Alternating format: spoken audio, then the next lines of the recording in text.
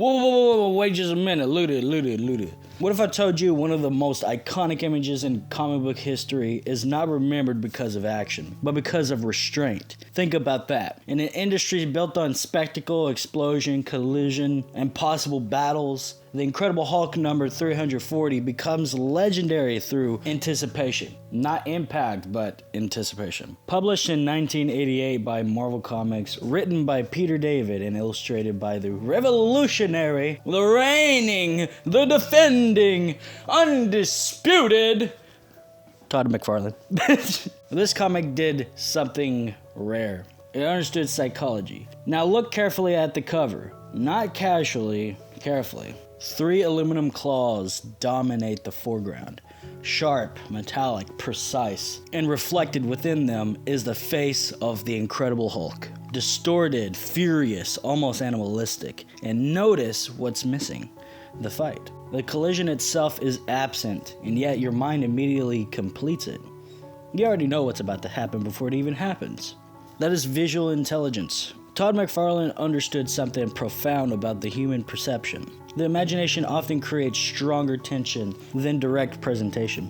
Because one violence happens, the mystery disappears. But before it happens, the audience becomes psychologically involved. They begin projecting outcomes, consequences, emotions. And suddenly the viewer is no longer observing the image. They are participating in it. And that is why the cover endured. Now, let's widen the lens for a moment. The late 1980s represented a transformation within the comic books. This was the era where artists stopped treating comic book pages as flat illustrations and began approaching them cinematically. Shadows become heavier, poses become exaggerated, emotion becomes visual architecture, and few artists embody that shift more aggressively than Todd McFarlane. His art felt alive, not anatomically realistic, but alive. There's a difference. Realism imitates the body, energy imitates emotion. McFarlane provides energy. That's why his work felt amazing. Now, what makes the Incredible Hulk number 340 specifically fascinating is that the brilliance extends beyond aesthetics.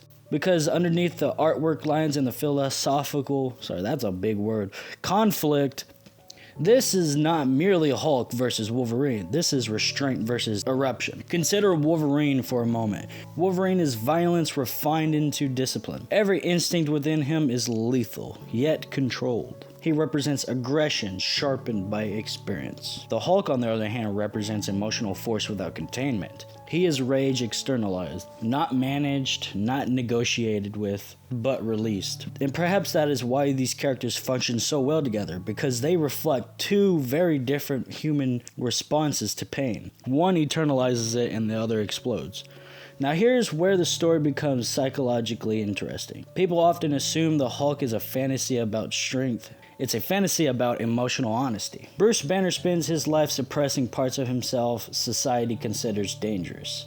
Anger, resentment, trauma, instability. The Hulk is what happens when suppression fails. And if we're being intellectually honest, that idea resonates because everyone understands it. Every person has something within themselves they attempt to contain. Pride, envy, fear, bitterness.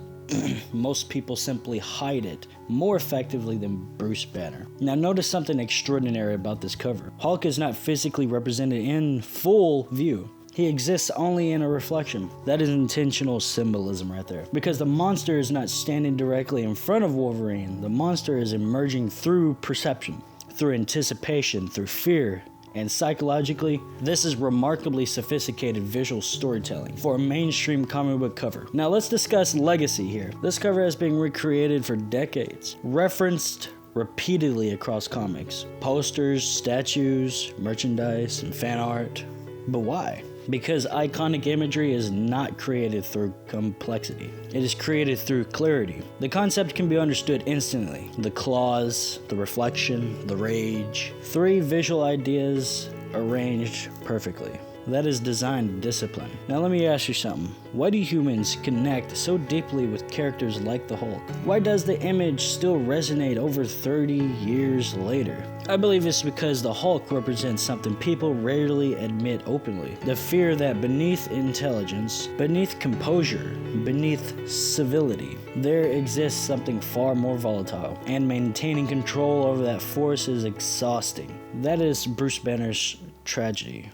Not that he becomes the Hulk, but that he must constantly prevent himself from becoming the Hulk. And perhaps that is why the Incredible Hulk number 340 remains timeless, because beneath the claws, the rage, and the spectacle, it reveals something deeply human. Sometimes the greatest battle is not against another person, but against a part of yourself you are afraid to unleash.